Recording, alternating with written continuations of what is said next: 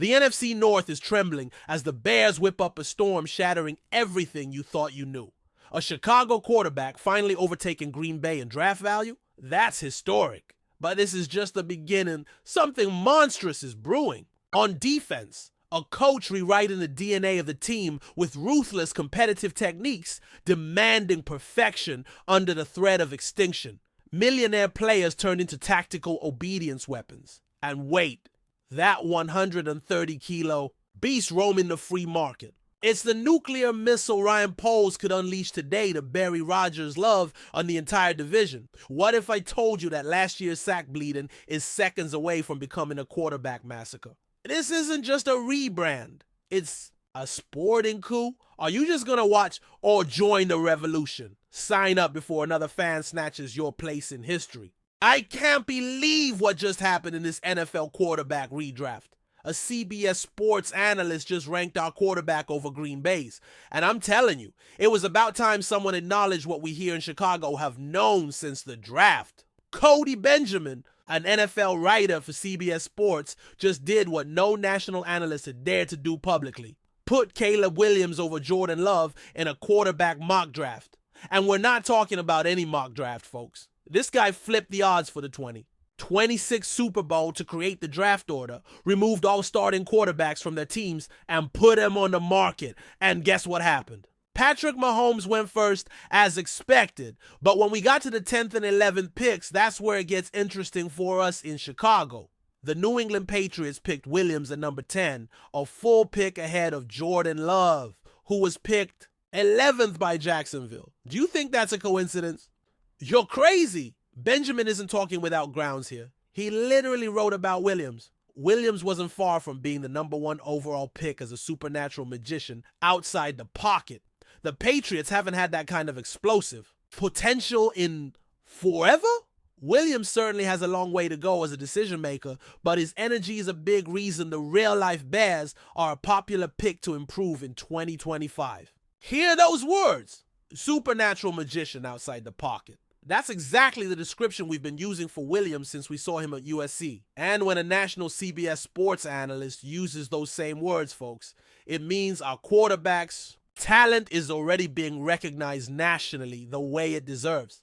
I believe this is exactly what we needed to hear. Because for years since the Aaron Rodgers era, we've had to endure Green Bay's superiority at the most important position on the field. Rodgers completely dominated us. Then Jordan Love came along and won his first 3 games against us. Everyone started saying that Rodgers' ownership of the Bears had transferred to Love. But you know what? That dominance ended when we beat them 24-22 in the last game of last season. And some Green Bay players had the audacity to call that victory a fluke. A fluke. As if winning at Lambeau Field is something that happens by accident. But now, for the first time in decades, we have a quarterback that national analysts are already placing above the Packers. And it's not just opinion, folks. Benjamin is seeing the same potential we see every day at Hallis Hall. He's seeing a quarterback who can create plays out of nothing, who has the arm to make any throw on the field, and who has a winner's mentality. And do you know why this is so important? Because Benjamin also talked about Love, and his comments were revealing. He said that even though Love has had 2 playoff appearances as Green Bay's starter, Love is only 26 years old with a lot of room to grow as a passer. Did you hear that? Room to grow. Those aren't the words you use to describe a quarterback that's already at their peak. When Benjamin talks about Williams, he talks about generational potential and a supernatural magician. When he talks about Love, he talks about room to grow. That language difference says it all about how these analysts really see these 2 quarterbacks. And let me be clear on something. It's been decades since we've had quarterback superiority over Green Bay. The last time a Chicago quarterback was indisputably better than Green Bay's was Jim McMahon. And that was back in the 80s. Since then, we've had to endure Brett Favre, Aaron Rodgers, and the beginning of the Jordan Love era. But now with Williams, we have a chance to completely change that narrative. And the fact that analysts like Benjamin are already recognizing that potential means we're on the right path. If that surprises you, wait to hear this.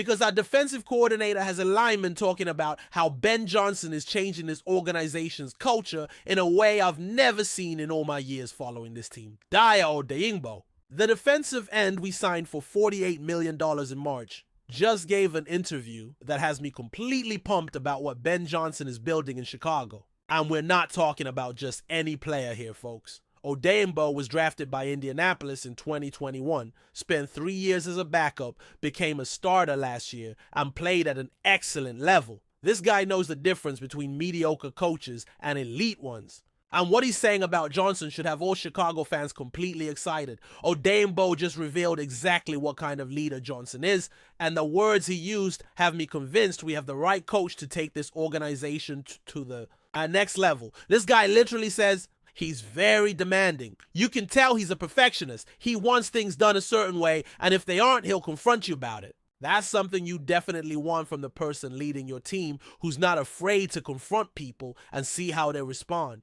Do you understand what that means? I'm telling you, that's exactly what this organization needed after years of mediocrity and coaches who didn't have the authority or presence to confront elite players when they weren't giving their best effort. Johnson isn't afraid to confront players and see how they respond. That's real leadership, folks. That's what separates elite coaches from average ones. Great coaches aren't afraid of necessary conflicts. They aren't afraid to set high standards and uphold them without exceptions. And you know what's crazy about all this?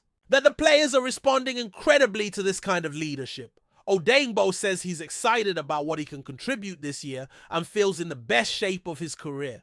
That's how I prepared this offseason, says Odeyingbo. That's how I feel. I feel like I'm in the best position and shape I've been to play. So I'm excited about this year and excited about what I can contribute. When a player you just paid $48 million tells you that about his new coach after just a few weeks of training camp, brother, it means Johnson is already having the impact we needed. It means the players are fully buying what he's selling. And this isn't a coincidence, family. The best coaches in the NFL have this ability to bring out the best in their players immediately. When Johnson was in Detroit as an offensive coordinator, that offense became one of the most explosive in the league. And now that he's here as head coach, he's applying those same principles of excellence and accountability to the entire organization. But you know what excites me most about Odeyingbo's comments? That this guy comes from Indianapolis, where he played under Frank Reich and then Shane Steichen. Both coaches are respected in the league, and yet he's talking about Johnson as if he's something completely different from what he experienced before. That tells me Johnson has something special, something that goes beyond just being a good coach. He has that presence, that natural authority that makes elite players want to give their best because they know he won't accept anything less than excellence. And let me tell you something else. The arrival of Odeyingbo and Johnson are just two of the many big changes we've made this offseason. We're talking about a complete fresh start for a team that has finished .500 or worse for 6 consecutive seasons. We needed exactly this kind of demanding coach to change that culture of mediocrity. But that's nothing compared to what's coming, because there's a free agent out there who could be the final piece we need to make this defense completely unstoppable. And I believe Ryan Poles needs to act immediately. Zadarius Smith is still a free agent. And folks, this is an opportunity we can't waste. This 32-year-old defensive end had 9 sacks last year over 17 games with an $11.5 million salary. And people saying he's old clearly didn't see how he played last season. But why do we need Smith? Let me explain exactly why this signing would be the perfect move to complete our defense. First, our schedule is brutal this year. The Bears are facing the second toughest set of offenses in the entire NFL based on 2024 stats. And not only that, we play in a division with the strongest offensive lines on average in the league. Green Bay, Detroit, and Minnesota have solid offensive lines that can protect their quarterbacks if we don't have enough pass rush. A strong pass rush will be especially important this season if we want to have real chances of winning games against those offenses. We can't just rely on coverage if we can't generate consistent pressure on the quarterback. Second, we need another pass rusher with a proven track record of high production to complement Montez Sweat and Dayo Odeyingbo. And before anyone, Tells me, how about Micah Parsons? Let me be clear, Parsons isn't available for trade. And even if he were, he would cost the equivalent of 2 first-round picks or more, plus $42 million per year. With the way our roster is built, we simply can't afford that. Smith, on the other hand, is a realistic and effective option we can afford without compromising the rest of our roster. Third, and this is crucial, Smith can still play at a high level. At 32, he hasn't shown signs of decline. He can be an effective rotational pass rusher, especially in critical downs. His experience in high-pressure situations would be invaluable for a team trying to get back to the playoffs after years in the wilderness. And the cost? It would probably take a 2-year deal to sign him, maybe at a slightly higher price tag than he made last year. But even if his contract was $13 million AAV for 2 years, the Bears can make it work by increasing cash spending and restructuring DJ Moore's or Montez Sweat's contract to create room under the salary cap. Fourth, and this is where it gets really interesting. Smith played in Detroit with Ben Johnson last season. Johnson is fully aware of what Smith can bring to the team. The chemistry is already there. Johnson knows exactly how to use Smith in his defensive scheme because he's worked with him before. That completely eliminates the adjustment period that usually comes with signing a veteran free agent. Smith already knows the culture Johnson brings, already knows the standards of excellence Johnson demands, and has already proven he can produce in that environment. And do you know what's best about all this? Ryan Poles has a history of making exactly these kinds of moves. Every August, Poles has signed a pass rusher. It's like a tradition at this point. And if he wants to keep that tradition alive this year, Smith is obviously the best option available on the market. And let me paint the picture of what this defense could be with Smith on the roster.